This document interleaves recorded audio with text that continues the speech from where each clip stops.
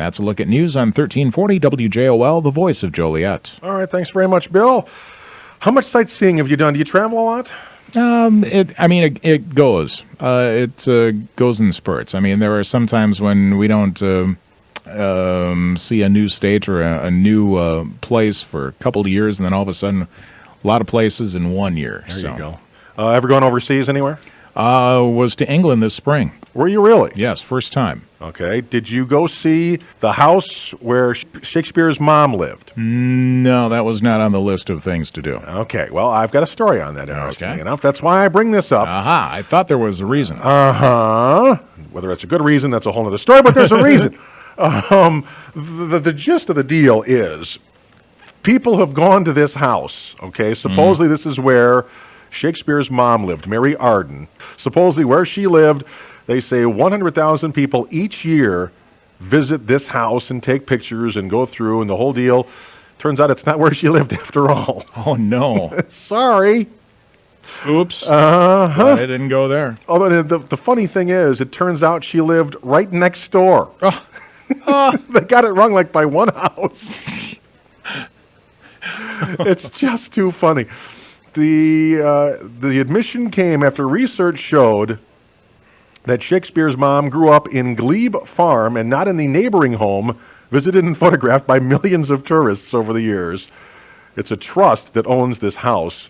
It's a farmhouse that now they're going to call Mary Arden's home. Oh, yeah. And obviously they say that this will, boost the interest in this tourist attraction now. The current Mary Arden's house, visited by 100,000 people each year, is thought to have been wrongly identified by an unscrupulous 18th century tour guide eager to make some money.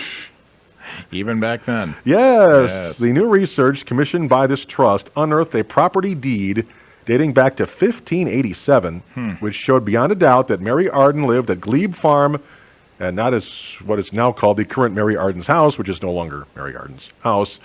And so just all this stuff, they finally figured this all out. They uncovered in the Church of England records and did the whole thing and confirmed that the wrong farm had been billed as the one-time home of Shakespeare's mother.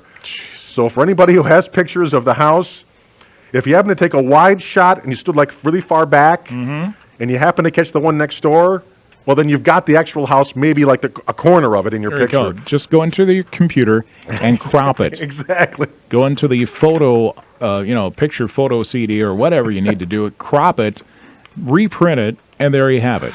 But the main one is wrong. You were close, but no cigar. But I just thought that's so funny. For like literally hundreds of years, people have been going next door to the wrong house. That's where she grew up. Well, no, not really, but just down the block a little bit. You gotta love that. Well, of course, the whole thing about Shakespeare is such a weird deal anyway. No one's really even sure who he was, and I mean, there's still all sorts of mysteries about all of that. But I didn't even know there was a big deal about where his mom lived. No, I didn't either. Because I wasn't too sure. Swell of controversy there. Yes, of course. Once again, somebody's been making a lot of money off of it. Well, yeah, exactly. Although, I mean, when you go to England, what do you see? What did you see? London for 3 days and out in the Cotswolds for a couple of days. I mean, I'm sure it's beautiful. So, I mean, we skipped the Tower of London. But yeah, I mean, how much touristy stuff is there to see? Well, let's do a little bit here and then let's come back.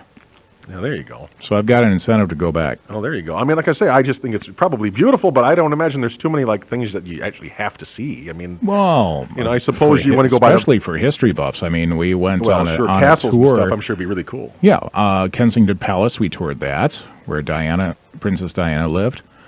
Also did a tour of some of the haunts of Jack the Ripper. Oh, really? Yes. Wow. There's a tour. And after hearing, all these bloody stories, we decided to blow off the Tower of London the next day. We figured, how bloody can we take? Yeah. That's. But no, overall, we did see a few things. Walked along Abbey Road. Had to do that. Oh, sure. And but left still enough to see in the future. Hey, there you go.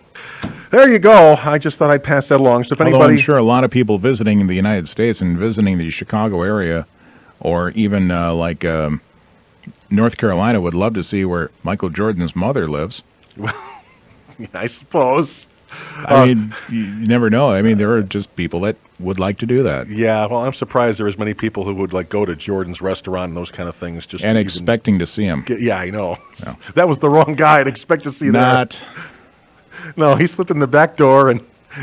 Although I did see him there once. Oh, did you really? Yes, I did.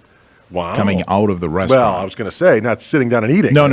That's for sure. He didn't do that. He didn't eat with the people. No. Of course, not that I blame him. I'm sure he would have been mobbed if he did, but still. But that stuff amazes me that people like would go to. But they don't know. If you're out of Well, town, I guess. If you're from out of town, you don't know that he has, nothing except money in there. Or making money Exactly from there. true. Which is another thing, interestingly enough, we talked about Walter Payton the other day. Mm-hmm. He was always at his restaurant. Was he really? Oh, yeah. I mean, Didn't know people, when he would like talk to people, it's so funny because, and he owns that, The Roundhouse. the Roundhouse in Aurora, the microbrewery, and he was there all the time. Oh, man. I had a few buddies of mine they went over there just to have a beer, and they were sitting at a table just talking. Mm-hmm. And literally, Walter Payton just stops by, sits down, and starts to chat. Wow. They're just minding their own business. And Wow. Walter Payton, he says, "How you doing?" "Oh, fine. How do you like the beer?" "Oh, great." And he literally sat down and like just chatted for like 10 minutes. And then, Well, that's cool. And he just got up and he was just, he would wander around and talk to people and wipe off tables. I mean, he literally was just, like a regular guy. He wasn't one of those people who, like I say, who had his name on the front door and just collected his check and that was it. So that's another reason why he was such a cool guy. But all right, Bill. All right, thanks very much, Bill. Nice job as always. We'll talk to you tomorrow, sir. Thank you, sir. All righty. That's Bill Lindy. Again, he does our local news, weather, and traffic every afternoon, top and bottom of each hour, from 4 o'clock through the 6 o'clock hour. Of course, right now it's 6:10, and that means... It's time now for local sports on 1340 WJOL, the voice of Joliet. With today's Sports Watch program, here's your host, Mark Vasko. That's me. And we thank you very much for being here again. 1340 WJOL, the voice of Joliet. That's where you have it. This is Sports Watch every night from 6 until 7. And we've got a bunch of things to get to today. We've got sports headlines just around the corner, as a matter of fact. But first... Attention. Attention, please. Have your pencil and scorecards ready, and I'll give you the correct lineup for today's ball game. Our lineup after the headlines is a chat with Dan Sharp, head football coach of Joliet Catholic, the Class 4A state champion. Joliet Catholic Hilltoppers, undefeated for the second straight season. On and on and on. The superlatives continue for JCA, and we haven't had a chance to bring him on the show and congratulate him yet and his team on a state championship, so we thought we'd kind of wrap up the football season with a chat with Coach Sharp here tonight, so we will do that. We've also got Don Lattis and 10-pin topics, and also we'll check in with more, I'm sure, on the state football championships with the IHSA Sports Report and Lanny Slavin. So that and much, much more to come here tonight on Sports Watch. You're listening to 1340 WJOL, the voice of Joliet. And now, back to Sports Watch.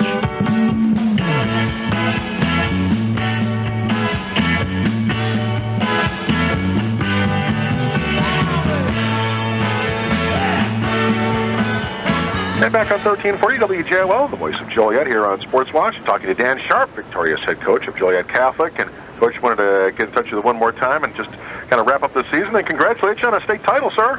Well, thank you very much, Mark. Our kids had a great year, and they worked very hard for this, and certainly an honor to represent Joliet, the Joliet area down in Champaign, and again, it just keeps getting better. Well, and I tell you what, you gave us another scare again, too, didn't you? Well, we start playing these undefeated teams. You're going to get some pretty good football, and we knew this was going to be a great game, and then the weather conditions kind of limited some of the things that you can do on offense for both teams, so it turned into a slugfest, and our kids were able to come up on top. Well, it's just a shame about that weather, too, because let's face it, for all of the games, I mean, you want everybody to come out in their best, and you're having to slosh through everything all day. Yeah, it's hard, but the beauty of it is that our kids are able to adjust, and their team adjusted very well to the elements as well. And again, when you got a good ground game and solid defense, when you're in November in Illinois, you're going to need that to advance. And I think it showed up on Saturday. The games that were won primarily were by teams that had good ground games and very good defenses. Well, and they had Joe Stam, and he was all everything for them. Yeah, he's an outstanding kid. I mean, he's if anybody should be an all-state quarterback or running back, it should be Joe. He's a tremendous athlete, He put on about 10 or 15 pounds from last year. He's very elusive. He runs the offense so very well, and he was the guy they went to all year, and he was able to pull off some big plays against us. But fortunately, we were able to stop him in key situations, and once we got the ball back, we were able to score. And one of the things is we only had 7 possessions, and we scored on 7 of those. Scored on 4 out of those 7 possessions, so it was a very fast-moving game because of all the running. Yeah, no question about it. It was both teams going up and down the field, and obviously you needed that late turnover. That made a huge difference, didn't it? Yes, it did. Brosy's made a great play on recovering a fumble. Was their counter trade play that they like to run, and our defensive staff scouted real well. They knew when they put a certain running back in motion, they were always going to come back with the counter, and we were right there to make the play. And Brosy's Johnny on the spot hopped on the ball, and it took us 3 plays from there to knock it in, and I think that's when we took the momentum away at that time, and it really was a boost for us. And our defense come out and made another big stop with Jake Jaworski making a great tackle on 4th down, and then we were able to drive it down, run the clock down, and score late in the game. Well, and again, let's talk about your defense for a second. Obviously, the offense gets a lot of talk, and justifiably so. But again, defensively, you can hold that team, to the number of points that you did. That's a pretty good feat. Right, because they're averaging close to 50 points a game, and they're the highest scoring offense in the state of Illinois, and it's set many records as far as scoring records in the state of Illinois this year. So you got to credit our defense for holding them to 14. I think they usually have 14 in the first 3 minutes of the game. Absolutely. And a lot of that came through. Our defensive line played outstanding because their fullback only had 21 yards rushing, which he came in with almost 1,400 yards on the year. The only guy that really hurt us was Stam, and he broke some big plays, but we kept him in check for most of the game. We just let him loose on some big plays that cost us. And then again, our secondary tackled so well. Jake Jaworski, Mike Pullman, our linebackers played very well. But I think when you look at some of the tackles that Jake Jaworski made, it was phenomenal. One-on-one tackles on the corner, and that's really what probably saved us and kept us in the ball game. Now, obviously, 2 straight undefeated seasons. Now, I'm sure you had high hopes for the year going in, but you can't tell me you thought you were going to be 14-0 again. Well, it's great to have a chance to win. We go in. Every coach, every player on any team always goes in thinking they're going to win the game. But when you look at the long haul, you never dream that you can go through a schedule like ours undefeated, especially with the injuries we had, Mark, throughout the year. I think that's a credit to our kids too, and the guys that were reserves that stepped in and played well in key times of the season. And to be able to do that and get through, we played probably one of the toughest conferences in the state. Our non-conference game was against the Mount Carmel, who won the 5A. Marion Catholic wins the Prep Bowl. Bishop McNamara makes it to the semifinals. So, I think that we were battle-tested going into the playoffs, and that helped us in those close games, particularly the last 2 weeks of the playoffs. And again, you had to come from behind again just for the second week in a row. But once, like I said last week, I'm sure that you guys weren't panicking at all, were you? No, our kids were very confident. Even after we threw that interception when we were driving, it was almost like a punt because they were inside the 20, and they had a long way to go, and we were able to get the turnover. And they had fumbled 4 times previous to that, and we never got one of those fumbles. So to get that turnover finally was a big boost to our confidence. And then JR made 2 great runs, and Gruber finished it with a great run. And our offensive line, Mark, probably played their best game of the year because everybody knew you were going to run because of the conditions. They stacked the front, and our offensive line opened some great holes for our running backs. And it was great to see that execution in that type of conditions. Well, I that was most impressive about that final touchdown run by JR, because, like you said, everybody knew he was going to get it, and he got it anyway. He got it, and he ran the same play that we ran against Pontiac, so he finished Pontiac game with the counter for a touchdown, and then it was a little shorter this time, but it was the same play, and our kids executed very well, and that was a big score because it really forced them to score twice, and with only a minute 30 left, and they didn't have any timeouts left, it really it became academic at that time. Well, now, I thought you were going to do me a favor and have him throw another touchdown, but he only threw a point after this time. Yeah, he only threw a 2-point conversion for us. So he's the only guy to complete a pass until the last play from Metamora. It would have been something if we would have held him on the last play. The only pass completion would have been from a running back. But he's an amazing young man, and he's only going to get better, Mark. That's the great thing about JR. He sets his goals high, just as all our players. Look at Chris Gruber gaining 1,000 yards this year, and Tomasino throwing for 1,000 yards. We got some nice skilled people coming back, and they're going to work just as hard in the off season this year as they did last year. So it's kind of exciting for us. Even the future looks very good. Well, and JR, this is a guy who, like I say, he's a junior, and he's got, some people are talking about him as the player of the year in the state. I mean, that's amazing. Yeah, it is amazing. He made every all-state team, the Champaign, the 2 Chicago, the Tribune Sun-Times, the IHSA. He's player of the year in the Southtown Economist. He's player of the year in our conference. It's amazing, as a junior to have that many accolades. And JR be the first to tell you that, the offensive line and his teammates sure helped him get to that point. But I'll tell you what, he made some runs this year that were just unbelievable highlight runs. And the thing is, what's scary is he's only going to get better. Chris Gruber's going to get better. We just, we need to revamp our lines. A lot of young guys are going to step in and play well for us because we graduate 90% of our line on both sides of the ball. So, that's an area that we'll really be working on. But we have a lot of good skilled people coming back, and it's great to start with good running backs like that to have already in your fold for the 2001 season. How many starters returning? On offense, we got our quarterback and 2 running backs and our left tackle. On defense, we got all our secondary but 1. Pullman graduates. We got 2 of the 4 linebackers are back, and then 1 of our defensive linemen's back. So we got a good nucleus coming back. No doubt about it. How about the lower levels this year? We did very well. Again, we had 4 sophomores starting in the state championship game. Right. So that, the sophomores' record may not show how good they really are because of the number of kids that were up on varsity. But they finished with a above 500 record, and our freshmen finished at 500. And that's usually the way it is here at Joliet Catholic. We're usually right around that, 500 mark at the lower levels because a lot of development's going on in that area. But they seem to improve as they go on because we teach the entire system to the freshmen and sophomore. We're not just giving the ball to one guy all the time or anything like that. They're teaching the entire system throughout the program. And so that really helps to develop our kids. And we got a lot of good talent coming in, and we're excited about the kids coming up.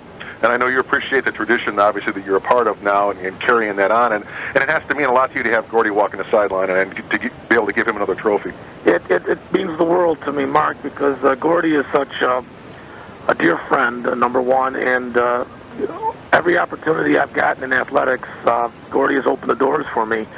And for him to, when I asked him a couple years ago if he'd be interested in getting more involved in the football program as a consultant and being here on game day and, send him film over the week and he can look at film and share ideas with me. For him to say yes to that has just meant the world to me, and he really seems to enjoy it as well. He's so intelligent, and he's such a great role model for our coaching staff and for our kids. That he raises the level of all of us around him, and he's very humble and takes a very backseat role, which is his way. He's very unassuming. He shies away from the spotlight in a sense, and but he's just a steady voice and a calming person to have for me, and to be able to work with him, and the fact, as I'm calling the game and he's right there with great ideas and reassurance and all those things, it just means a great deal to me. I can imagine. How's school been this week? Crazy. It's funny though, when the bell rings, they get right back to work academically. But it's all the fun stuff starts now.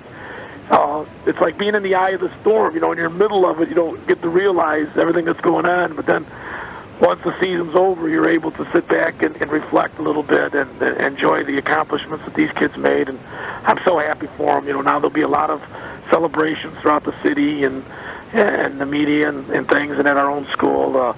We have our football awards night Sunday, December 10th at 6 o'clock. So all our football guys will receive their awards, and hopefully we'll have a highlight video then. It'll be just a great time for us to meet one more time as a team and enjoy this as a family together, and so this is really the time that we can really enjoy it. So it's been a lot of fun so far. Well, it's pretty funny. I had Larry McEwen on the show a couple of times over the last couple of weeks talking about Naperville North and their prospects. And one of the things I asked him about if he still keeps track of the Hilltoppers, and he said sure. Because as a matter of fact, I guess they had a reunion maybe about 2 months ago or so. I guess of the championship teams in the '70s. Right. And So now, I mean, that's the other neat thing about these guys. I mean, now they're a part of that tradition, and they're going to have their own reunions down the line and those kind of things too.